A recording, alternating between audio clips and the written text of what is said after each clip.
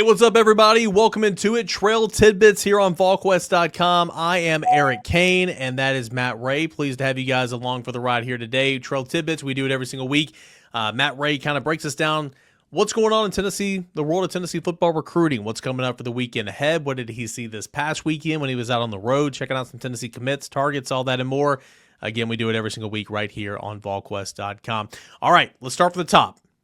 Hezekiah Harris committed to the University of Tennessee earlier this week, a longtime Tennessee edge target, longtime Auburn commit, but Tennessee never went away there, Matt.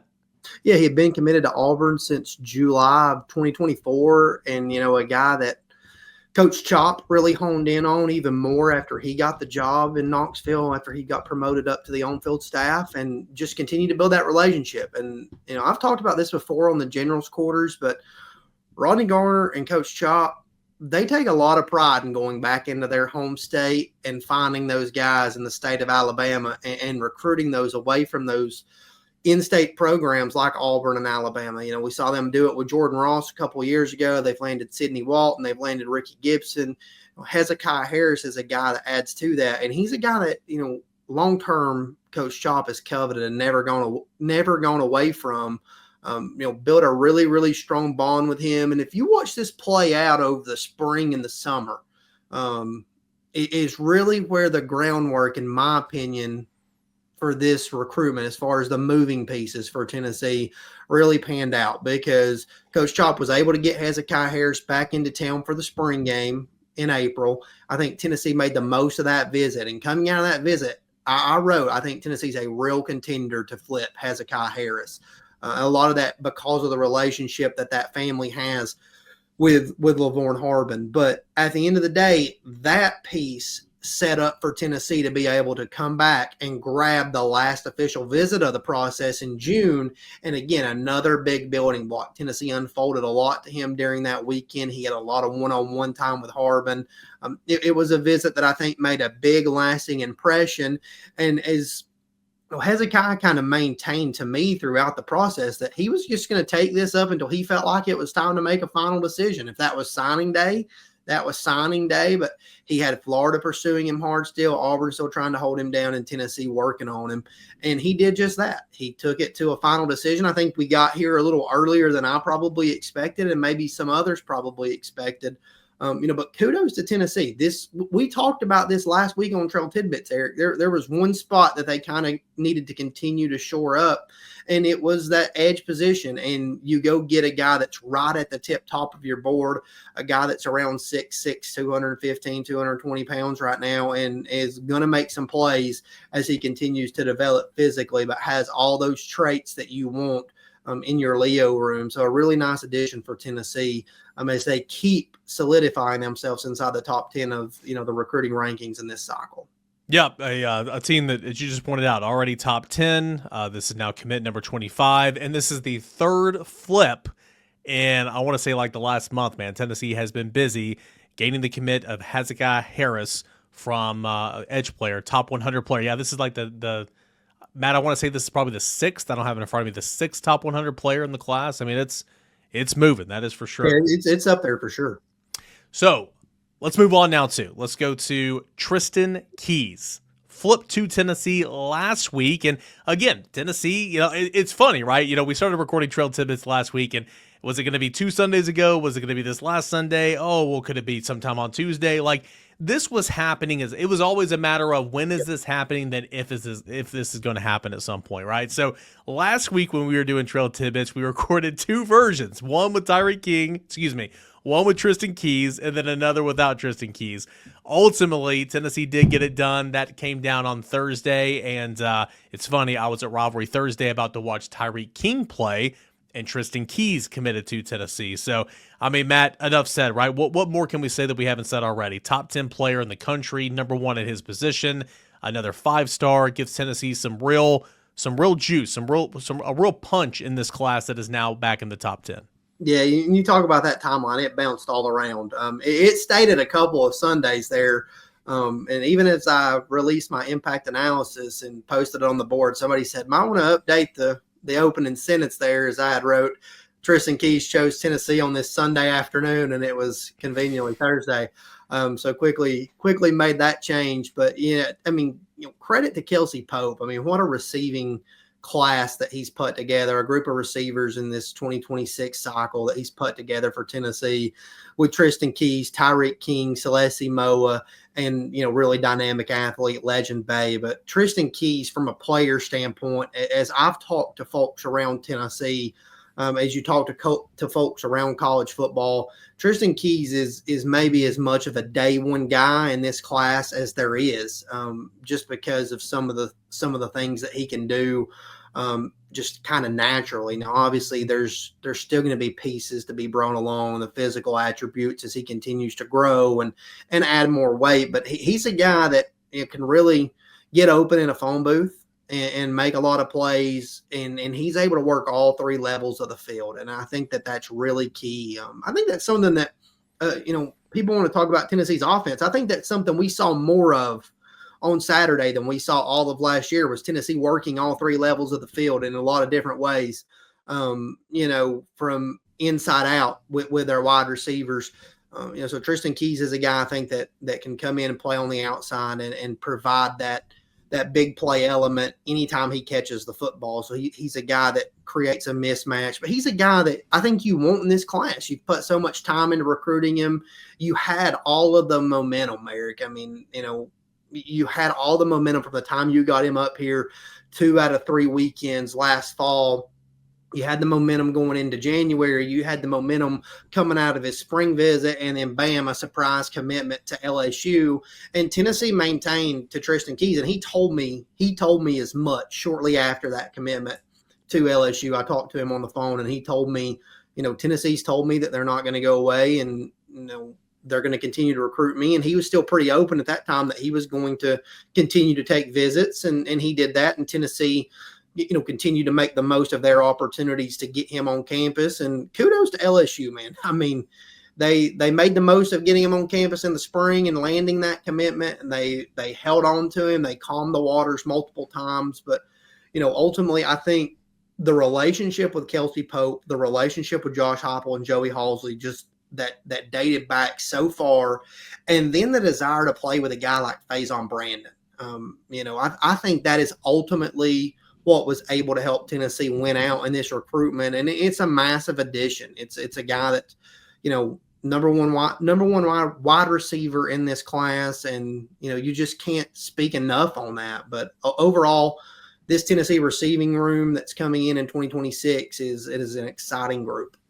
Yeah, this is the guy that's going to be throwing in the football for years to come. And you're watching on YouTube, of course, that's Faison. And I mean, who wouldn't want to come in and play with that type of talent? Again, we thought Nico would have this type of surge a couple of cycles ago, and that class ended up being really good, as we've referenced several times on the defensive side of the football. But, man, you're seeing it more now with Faison in this class, Celeste Moa, Tristan Keys. I mean, you're starting to see some legit star power when it comes to Tennessee and play with him. So that's pretty cool to see. Speaking of people coming to campus, right, let's go to Neyland Stadium on Saturday, the home opener, right? ETSU, not a whole lot of juice there, but the first opportunity to host some of these 27s, some 28s, right? For these non-official visits, right? The game day visits. I know it's early in the week, right? But who's or midway through the week, who's expected to be on campus? And I'm sure that list will grow. Yeah, I want to go quickly back to Faison, and then I'll come right back to that. But, when you talk about the surge with Faison versus that surge with Nico, I think some of that has to truly do with timing. And, again, a credit to Tennessee, because Faison Brandon is going to have almost been – he may already be committed to this staff for over a year now. I would say it's been over a year. But it's almost been 2 years, right? Hold on. I got this right here. He committed – I'm pretty sure he committed August. No, it's over a year. August the 3rd, 2024. Yeah, somewhere right around the 1st of August of 2024. So, I mean, it's been over a year now. We're at 13 months that he's been committed to Tennessee, and he's been active. And he's a guy that has continued to live up to that billing as a quarterback, perfect in North Carolina last year, Gatorade Player of the Year, state finals MVP, won that state championship, continues to show out, at a really high level and make plays. And we just saw him open a season with the game winner, right there in Charlotte in the Kickoff Classic. So, I think a lot of that, you have to look at that ability of Tennessee to identify him early, make him the guy in this class, and then go get him and hold on to him and allow him to do those things as a peer recruiter, it's paying off. I mean, he's the guy that you've built this class around, and you see where it's at. So it's got a chance to firmly be a top 10 class, and, would be the first top 10 class in our rankings of the Josh Heupel era. But now back to campus. I think you're right.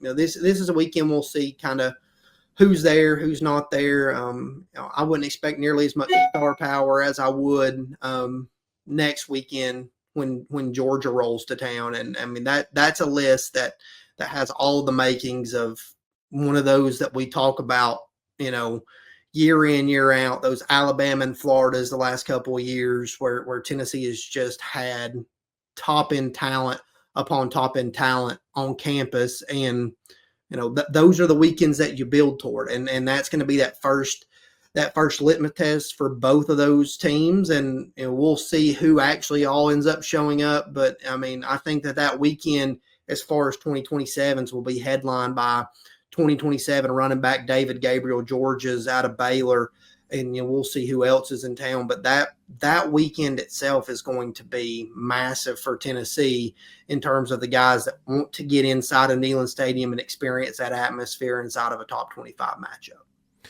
Hey, Matt, real quick, I know we got to go. It's called a mini podcast for a reason, but do want to ask you, what kind of impact, we talk about it all the time. It's like, yeah, people be on campus, see these guys, they'll see freshmen playing. That's awesome. Yeah. Rotational players, special teams, that's cool. Right. But these guys are about to see Ty Redmond, who was like and again, it's an impossible task, but he was like ranked number 85 in the state of Georgia, which is loaded, by the way. Yep. He's about to be the starting cornerback for a Power 4 Tennessee football program against ETSU this week and probably Georgia next week, right? I mean, yep. How big of an impact does that have on recruiting, saying like, oh my gosh, man, I played against that guy last year. That guy was my teammate. That guy was in my region, and now look at him. Like, I mean, it's gotta bode well for Tennessee. They don't want to be in that position, obviously, but Ty Redmond has worked his tail off and has put himself in position to go and contribute right now. And boy, he's about to contribute in a big way. Yeah, absolutely. And one thing that's so different now than even when I started doing this a few years back is all these kids know each other. There's so much interaction and connection, and, regardless if it's 7-on-7, if it's, playing at the high school level against each other, or, hey, I just see him on social media and I interacted with him and we hit it off. There's just all these kids know each other, and they know who they are, and they follow each other's story, and they stay in contact. And I think it's certainly a feather in Tennessee's cap. And when you look at what Tennessee did with Ty Redmond, and you talk about that ranking, he's a guy that committed to them basically 15 months before signing day. I think sometime around late September or late October, somewhere in there, he committed to Tennessee, and he was sold on their vision for him, and he bought in. So he didn't camp. He didn't go anywhere else. He just simply showed up on Friday nights at Milton High School alongside his teammate, Dylan Lewis, who's also, a Vol here in Knoxville, and just shut down one side of the field and did it game in and game out. And he made plays, and he continued to show up, but he never really climbed in the rankings. But, he's a guy, like you said, that's worked his tail off. But I think when you're Tennessee, you can sit there and start to show these evaluations. And we've talked about this a lot, but you can show these evaluations that you have and the ability to put young guys in these situations. I mean, David Sanders was going to start at right tackle on Saturday. And obviously that's opposite ends of the spectrums in terms of rankings. But, when Tennessee – when Tennessee has had guys that they're truly bought into and they're willing to take those early commitments, it's paid off for them. I mean, you look at guys that have played meaningful football that weren't necessarily that highly rated. I mean, Tennessee's got a really, really good hit rate of guys, throughout this thing. And be that in the transfer portal, be that in, from the high school rankings. And I mean, I think Ty Redmond's got a ceiling from what we've seen here to go play a lot of football in his career in Knoxville. And I think it only helps Tennessee's recruiting efforts. I am excited to watch. I mean, hell, I was excited to watch him the other day. He played 60 snaps, first game in college. Just wild, right? And it went from 60. I did the freshman snap count participation log earlier today. It went from 60 to 13. That was the drop off. It was 60, and then two guys played 13, and then it started trickling down. Well, I'm pumped. I'm pumped to watch him, obviously, this week. I'm pumped to see how he stacks up against Georgia. He's going to lose some. He's going to win some. That's the nature, number one, of football life, Yep. but it's the nature of the position, right? It's the hardest position in all of sports, in my opinion, to play. It's so incredibly difficult. So Yep. he's got his work cut out for him, and I'm excited to see him. And, of course, whenever you get Jamal McCoy back and Ricky Gibson, to add to him Colton Hood, who, by the way, Colton Hood is your co-SEC Defensive Player of the Year. How big was that addition? That secondary that we talked about as being a strength all offseason is going to really start to materialize as you get on throughout the season. So, Matt Ray, Trail Tidbits, right here, Volquest.com, bringing you the news and the nuggets each and every week on Tennessee football recruiting. Tennessee will host some prospects this week. Tennessee will host a lot more for the Georgia game in 2 weeks. All that and more. We'll recap it. We'll preview it. We'll talk about it all every single week right here on Trail Tidbits, Volquest.com.